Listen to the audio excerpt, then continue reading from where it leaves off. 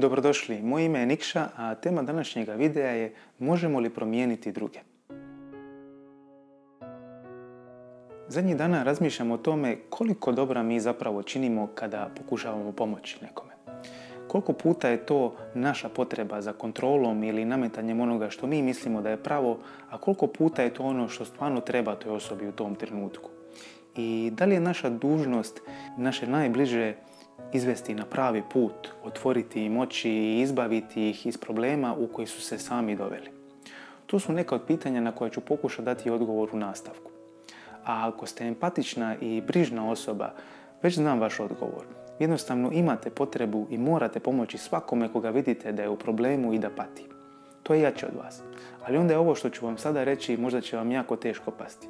Jedna od najtežih lekcija koju ćete prije ili kasnije morati prihvatiti je da zapravo ne možete spasiti nikoga osim samoga sebe. Znam da to zvuči jako ružno i obeshrabrujuće, ali siguran sam da ste dosad u vašem životu vidjeli kada nešto na silu želite napraviti, nekoga promijeniti ili mu pomoći, da to završi na sve moguće načine osim na onaj na koji ste vi zapravo željeli da to završi. Što se vi više trudite nekoga promijeniti, što mu više ukazivate na to kako je neko njegovo ponašanje loše ili štetno za njega, to će on imati veći otpor da vas posluša. Zato što će osjećati da vi njega napadate, da mu vi nešto namećete i da to nije ono što on zapravo želi. A vi s druge strane se možete osjećati izigrano, ljuto ili razočarano, jer vi samo zapravo želite pomoći toj osobi, imate najbolje namjere. Ali sjetite se one stare poslovice koja kaže put u pakao popločan je dobrim namjerama. I to što vi mislite da nekome treba u nekom trenutku ne znači da je to ono što toj osobi treba u tom trenutku.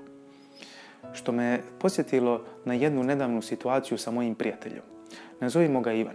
Ivan je prije par mjeseci izgubio posao zbog korona krize i morao se vratiti svojim roditeljima jer jednostavno više nije mogao plaćati stanarinu. Kako se vratio kod njih i preselio, počeo je sve kasnije se dizati, provoditi cijele dane igrajući igrice i općenito dangubeći. Sve to koliko toliko još i funkcioniralo dok njegova djevojka nije prekinula sa njim.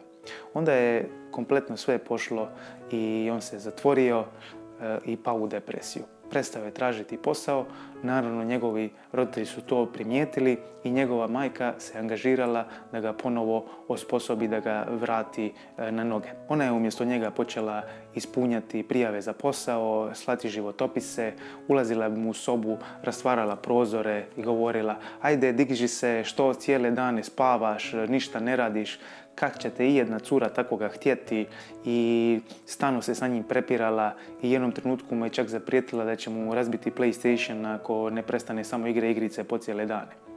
I naravno, ona je imala najbolje namjere, ali što se zapravo dogodilo? Njihov odnos se jako pogoršao. Počeli su se svađati po cijele dane, zamrzili su se i Ivanov prvotni problem i rješenje zapali su u drugi plan. Gdje je njegova majka pogriješila? Preuzela je odgovornost za njega i počela se ponašati prema njemu kao da je malo dijete. Umjesto da ga je ohrabrila i usmjerila da on sam preuzme ponovo kontrolu nad svojim životom. Nažalost, ona nije jedina koja je napravila ovakvu grešku kad ide pomoć nekoj. Mnogi od nas rade iste greške. Mislimo da ćemo drugoj osobi pomoći i olakšati joj ako preuzmemo njezine obveze na sebe, ali zapravo mi tako samo odmažemo toj osobi jer je onemogućavamo da preuzme odgovornost za svoje ponašanje i djela. I naravno onda i za posljedice toga ponašanja i djela. Kako možemo očekivati da će nekome biti bolje, da će postati proaktivniji i samouvjereniji ako odrađivamo sve one stvari koje bi on ili ona trebali odraditi da povrate svoje samopoštovanje i samopouzdanje? To jednostavno tako ne ide. Iz rupe u koju su upali mogu izići samo sami. Ako vi to za njih napravite, vi niste ništa napravili. Oni su i dalje dole. Vi možete spustiti konop, ali ih ne smijete vezati sa njim i vući na silu. Jer kad druge na silu tjerate da se promijene ili da je se spase, vi zapravo radite lošu stvar i to često završi velikom katastrofom.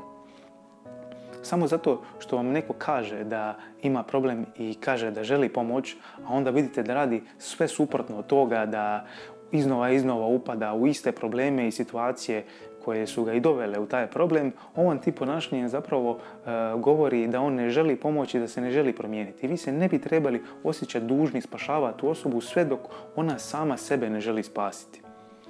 Koliko god vi sile ili ljubavi upotrijebili da nekoga promijenite, sve dok ta osoba sama ne uvidi i ne donese odluku da se želi promijeniti, da je to dobro za nju, ona se neće promijeniti.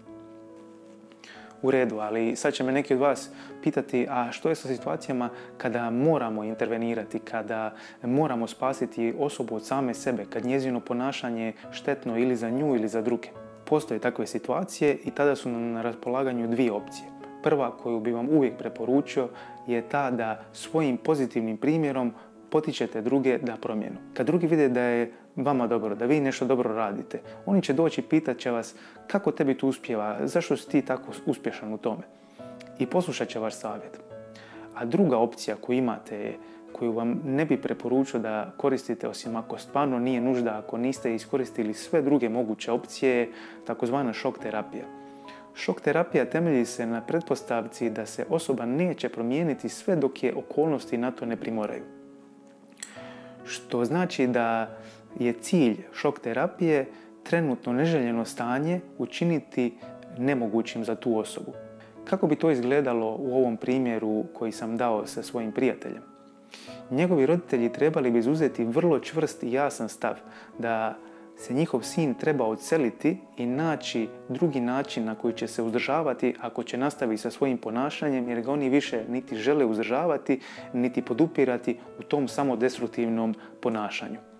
Ali da to ne znači da ga ne vole i da ga neće podržati i pomoći mu ako ponovo zaželi stati na noge i uzeti svoj život u svoje ruke.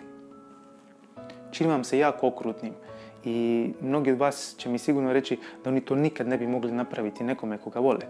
Ali u situacijama kao ovim, kada to traje mjesecima, godinama i vidite da osoba ispred vaših očiju propada i da je samo gore i gore, je to možda nekad jedini način na koji možete doprijeti do te osobe i motivirati je i potaknuti je da nešto učini, da napravi neki korak naprijed.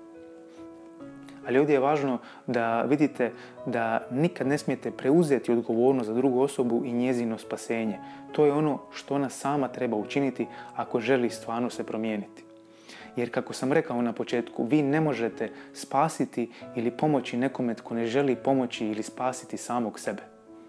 Na kraju jedina osoba na koju uvijek možete utjecati, koju uvijek možete spasiti i koju uvijek možete mijenjati ste samo vi. Ako vam se svidio video, pritisnite like, podijelite ga sa vašim prijateljima i naravno pretplatite se na naš kanal.